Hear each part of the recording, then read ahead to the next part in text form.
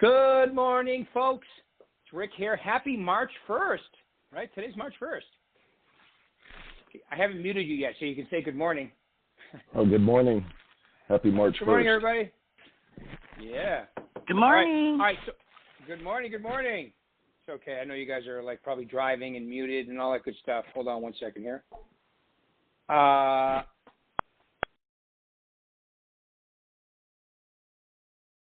All right, so I have muted you now. So, ladies and gentlemen, okay, from the Sahara branch, Henry, you can unmute yourself now. Just hit *6. Oh, very cool. That's done.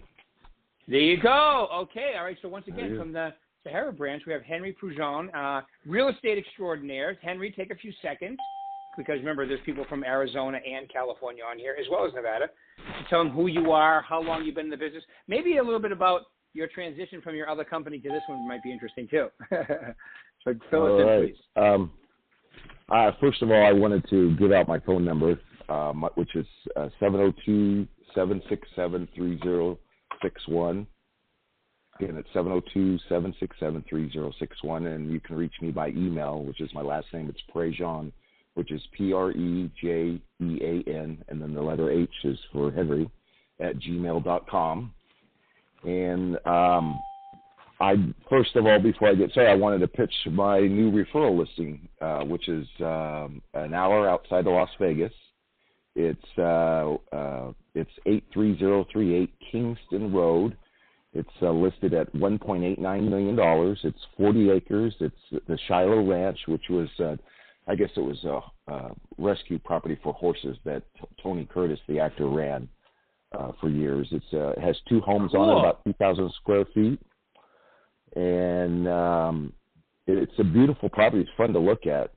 So it's listed both on the MLS in Las Vegas. It's in a town called Sandy Valley, and what's real strange about the property is it sits right between both California and Nevada. So yeah, it's like the property technically it's in California, but the area is known as Sandy Valley, and they say it's Clark County, but it's right on the border. So, but they say it's in California. I think the state line runs right down through the property. So, wow. So that's just check it out. The MLS number for Las Vegas is 222-9281, and for California, which I always had a hard time pulling this property up for California on PWR, it's PW 21002523.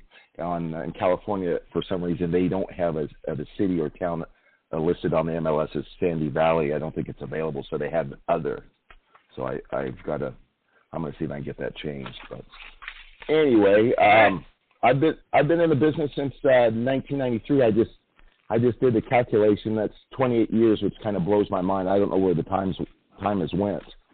So I started with household finance right out of college in 1989, and come to think of it, I started off and I took the job because I knew what it would do. It was basically a telemarketing job, cold calling, prospecting. I did it for 5 hours a day, Monday through Friday, 25 hours a week. I made good money, and I felt at the time that if I could learn how to sell somebody something on the phone, that I would never starve.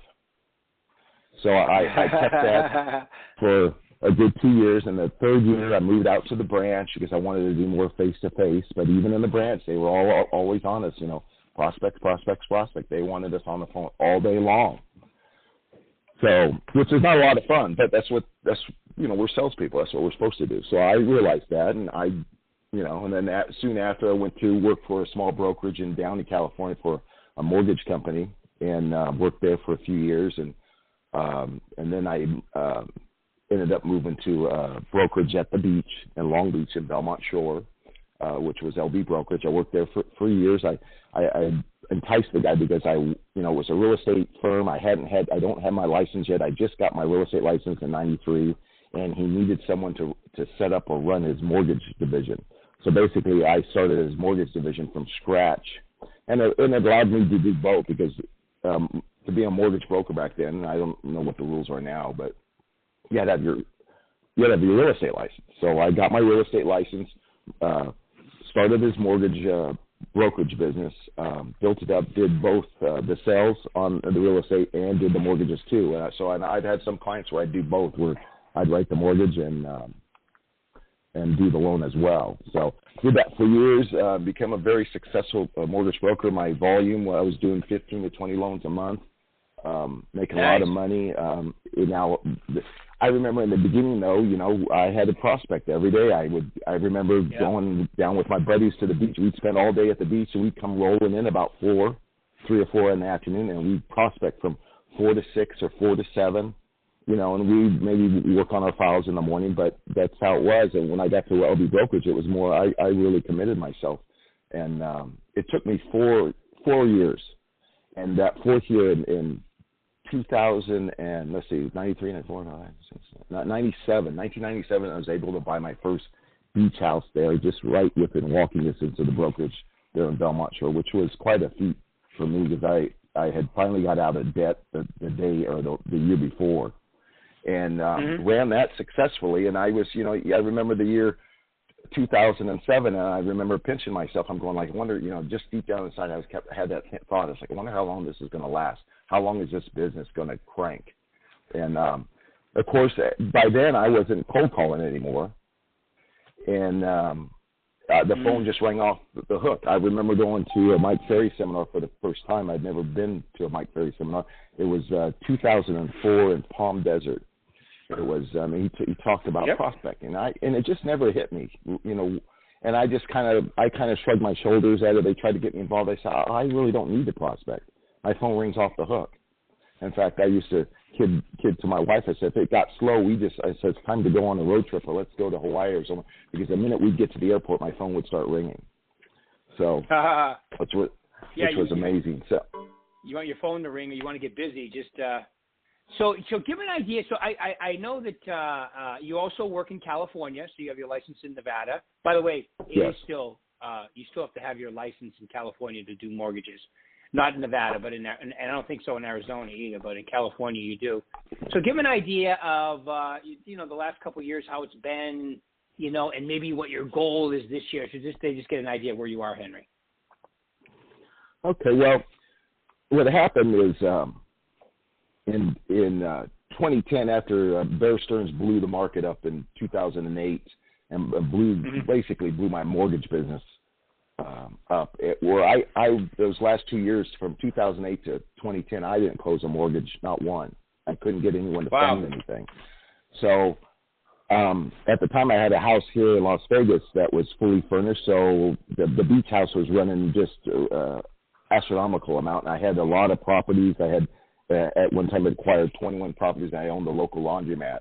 So finally, I was able to pretty much unload most of the properties. I sold the laundromat, which was the only tie that kept me in Long Beach. So we took off to Vegas here, and I sat here in Vegas from 2010 to 2015, and I didn't do much of anything. I was a day trader during the day, and I could just never get profitable the way I wanted to day trading for 6.5 hours. That's a long time to sit in a place. So I thought, I know the real estate business really well. I have a lot of transactions under my belt. I'll go get my license. So that's what I did. I started studying, got my license in 2015. My first broker was USA Property Management, and the only reason why I picked them out is because they used to take care of my Vegas properties for me. So I was there for a few weeks, and I went to a CE class, which was being taught by someone from Berkshire Hathaway, and the gal, I forget what her name is. She's the Italian gal that teaches from St. Rose office. Her name is just, I've been Michelle Castellari? Yeah, Castellari. Michelle Castellari was at the State Building, and I talked to her a little bit, and she was the one that mentioned, she says, anyone that wants to go and get their free education, it's free to everybody. It's no longer free, I know that. They can go to, the Real Estate Academy.com, I believe that's what it is, and sign up for the course. So I went to the site, I looked at it, so this is cool, and I don't have to pay for CE classes, and then I saw this course called Real Estate Success, and I started reading it. I go, that sounds like a Mike Ferry thing, and I'm going, I want to go to that, and I was thinking, I wonder if I could go, and then I said, well, I wonder if the website would let me sign up. So I signed up, and I was nervous about going the whole time. I'm thinking, I wonder if they're going to let me in this thing. So I snuck into class. This is where I met Rick. And Rick's when you first meet Rick, he's really impressive. I looked at him like, wow, the guy looks like $1 million, and that, his suit looks perfect on him. And I'm going, well, that's the way I want to look, And I was probably 60 pounds overweight then. I'm looking at this guy and going, I need to look like this guy. This guy is sharp. He put on the school. I was so happy. And at the last day, this gal walks up, this little blonde, and her name is Kathy Hornis, and she goes, you know something? I go, no, what? She goes, I know everybody in this class except I don't know who you are. So I introduced myself, and we got to talking, and I had a meeting with her, and they were trying to get me to come over right away, and I'm not, I'm very loyal. I was, no, I'm not coming over. And then I thought about it. Within a week, I came over to Berkshire Hathaway. And I just, it's just been such a fabulous company. I want to thank Amanda and Suzanne, my branch manager, and my branch managers, basically. And Larry Tate, he is fabulous there in Yorba Linda. And Mark Stark is, I don't know who's the finest owner in the world, but him. He's just been awesome. So I started my career in 2015, came back, and, you think, I'm thinking I'm going to, kill it, right, from the get-go. I'm not that story. If you came here to listen to me or you're listening to this podcast and you expected me to say, oh, yeah, I closed 27 deals the first year, no, it didn't happen for me. I didn't close any deals the first year. In fact, I had one client die on me. So I had, 3 or 4 escrows fall out. So, but, I just came in religiously. I got on the phone 2 to 3 hours a day. I was prospecting. I was sitting down at the time. I probably didn't have a lot of energy, but I started off. So that year I didn't close anything. And then 2016 was a better year, but it was still slow. It was a grind. Same thing on the phones, and I would show rentals, of course. I got a good idea that I went through the MLS and found all the property managers that had more than like 3 or 4 rental listings, and I put them all in an email list, and I sent them all an email. Look, I'll be your showing agent.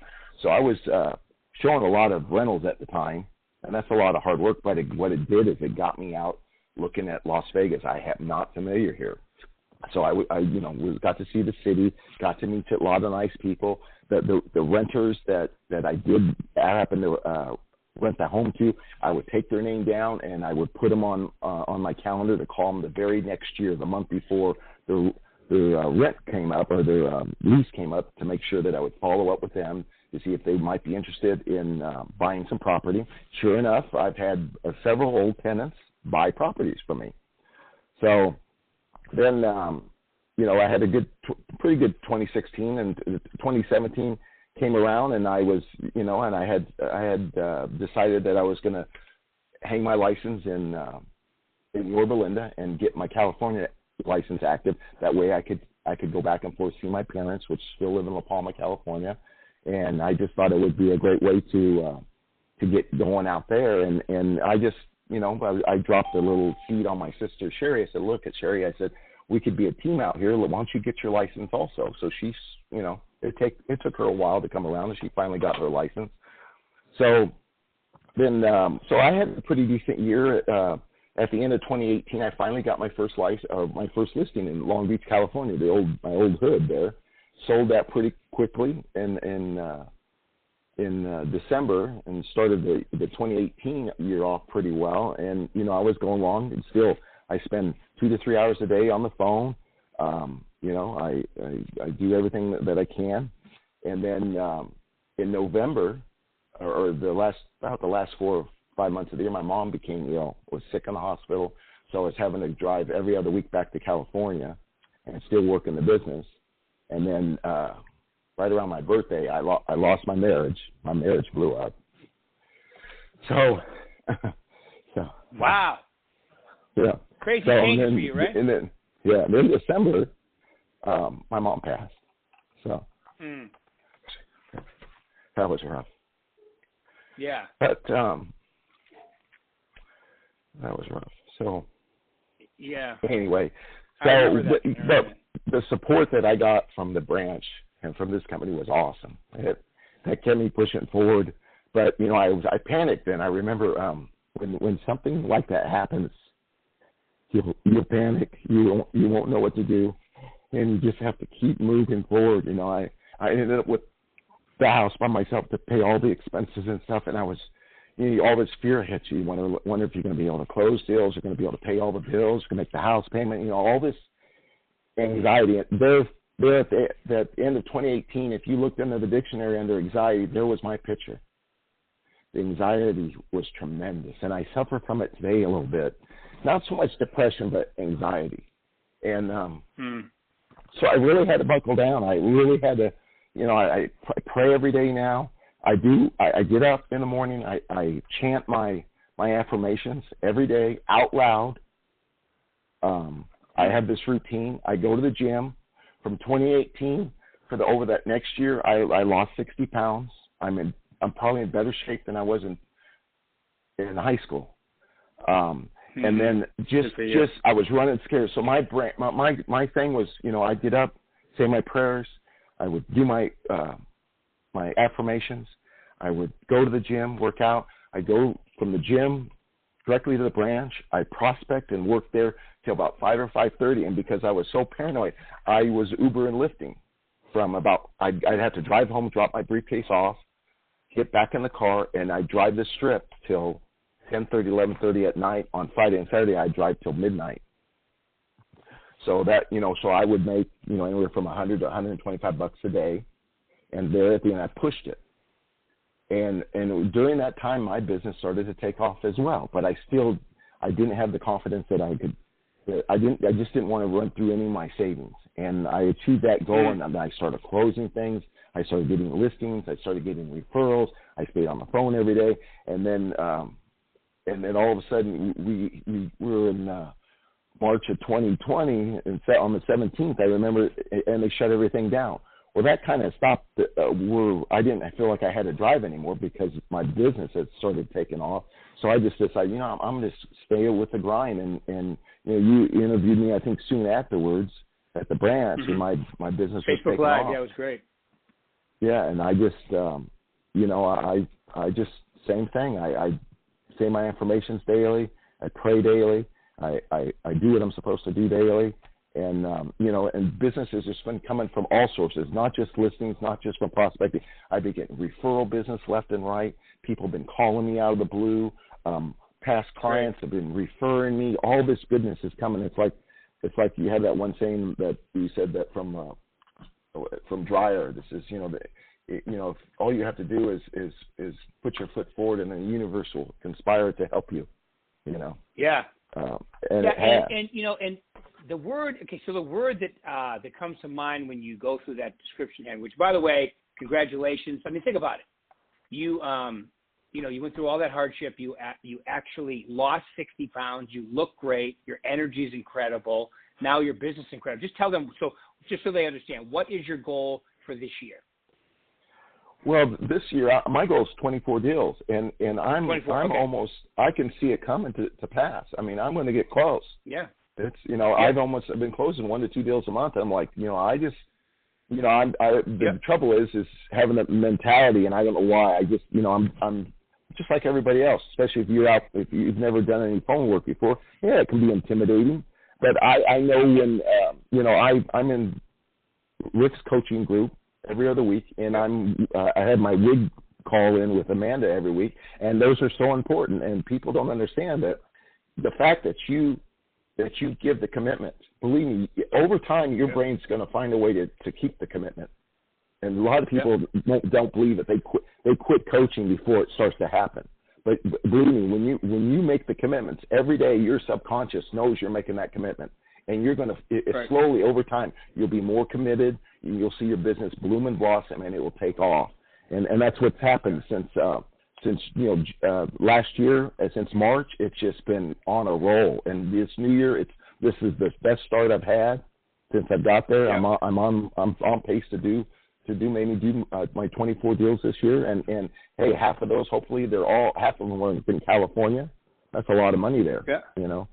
So you have that momentum going because of what you've been doing, okay, and that's absolutely fabulous. All you got to do is keep the prospecting going, keep, you know, energy, enthusiasm into your prospecting. And you may surprise yourself. You may go over that 24. I wouldn't be shocked at all if you do that, by the way. Yeah, I just, okay. I'm bound to determine just to stay on the phone, prospect, do the same thing every day, say my prayers, say my affirmations, go to my WIG coaching, go to your coaching. I attend the Mike Ferry seminar twice. I went to the productivity school. I'll go to the Superstar Retreat.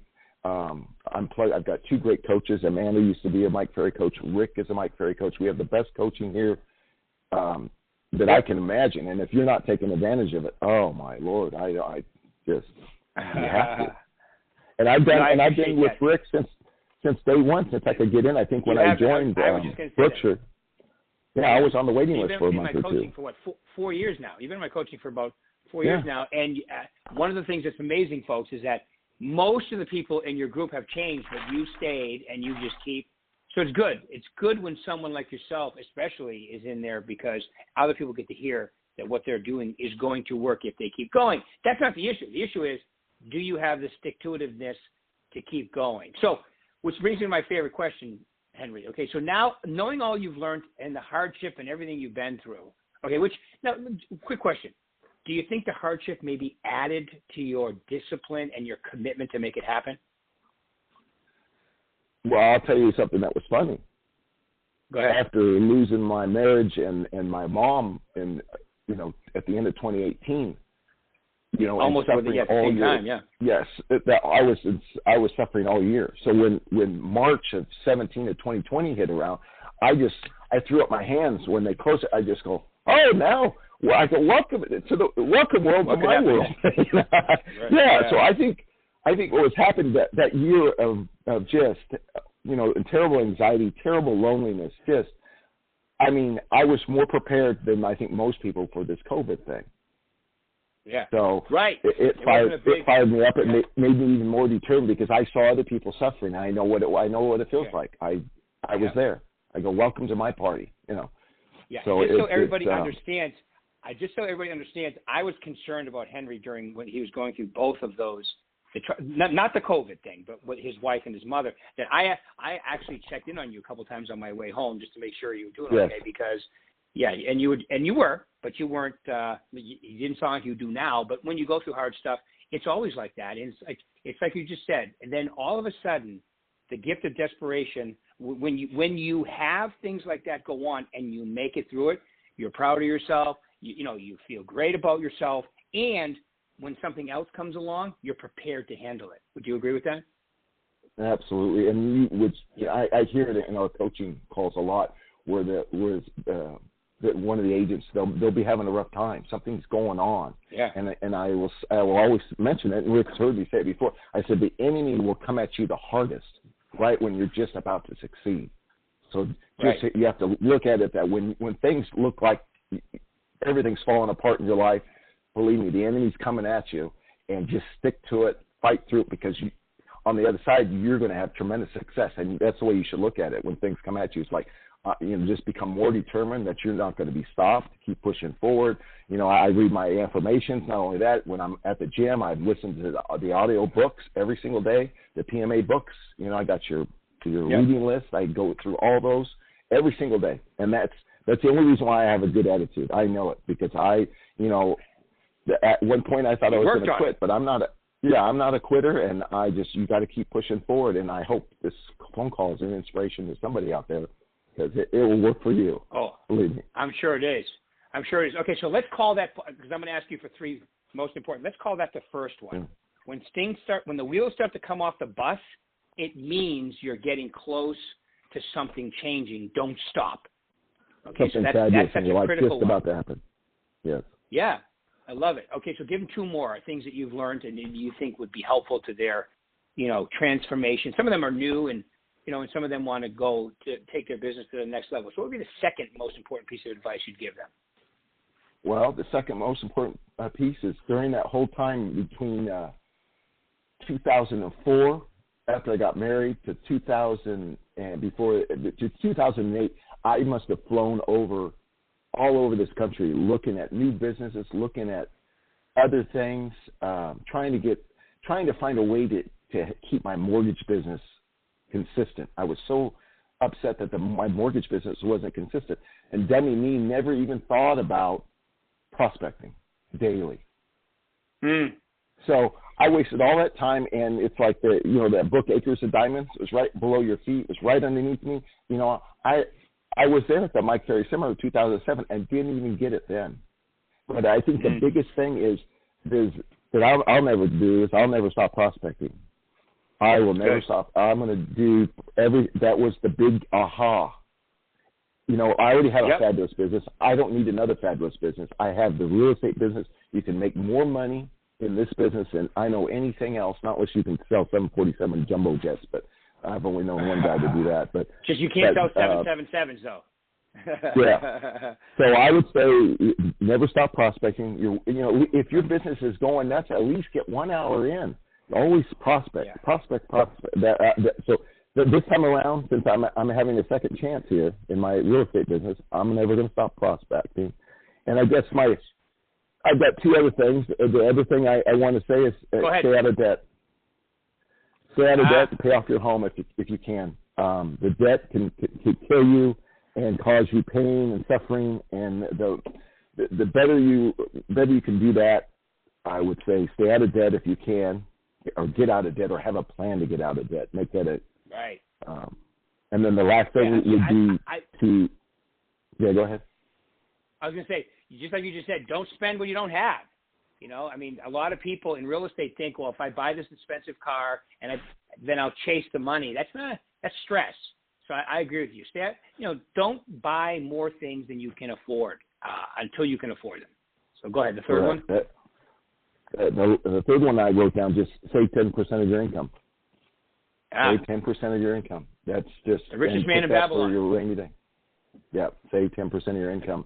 And the only other thing I wrote down is, I do have a plan to invest in real estate again, and this is my plan. I had at one time the 21 properties in a laundromat, and I tried to hold everything forever. Thought I was going to hold everything till retirement age, and I had, some of those properties had 60 or had 40% loan to value. I mean, they were real. I had most of the mortgages, way down. Some at 50%. I used to borrow against properties and buy more. But I was trying to hold everything. And then the market shook me out, so I ended up losing everything. So this time around, I thought, I'm going to play Monopoly. I'm going to buy 2 houses. So the goal is to buy 1 to 2 houses a year, and the third year, sell the 2 houses that I bought the first year. And just roll my real estate. That way I'm never caught with, like I got caught before. And then eventually work your way into having everything, your investments paid off, your real estate paid off. And what I say about Monopoly, you can roll those houses, 1031 exchange into either more homes or maybe an 8-plex. And then you can roll that into shopping centers and hotels. And that's my other plan. So, and awesome. Then the last thing is, you feel like you're paying too much in taxes, you're making a lot of money. All I know is, because I do my own taxes every year, is every time I bought a property, the amount of taxes I would have to pay at the end of the year would go down. So there's nothing like there's nothing like an expense on a property, because we're the only ones that we can that can write off real estate losses and depreciation against our income as we make it as real estate agents. Where a doctor can't buy real estate and write off losses on an apartment building. He can't write those write-ups. He can't write those off against his practice. So those are my tips. I hope this that was awesome, Henry. Somebody, but. Well, in closing right now, I would say, Henry, thank you very much for taking your time out. He gave your phone number, so this will be on my podcast forever. This will also be on my YouTube channel. Congratulations, Henry. You're an inspiration, really. I truly believe that. Thanks for being with us with the company. We appreciate it, and thanks for such kind words today. Everybody else will pick this up in 1 week, and don't forget, hey, Henry, don't forget we have the Mike Ferry enhancing your listing presentation tomorrow at 1 o'clock. All of you look at that link. It'll be going out again today. Right on. All right. Thanks, Henry. Thanks, Rick. Woo! Have a great day. Thanks, everybody. You Bye-bye. too.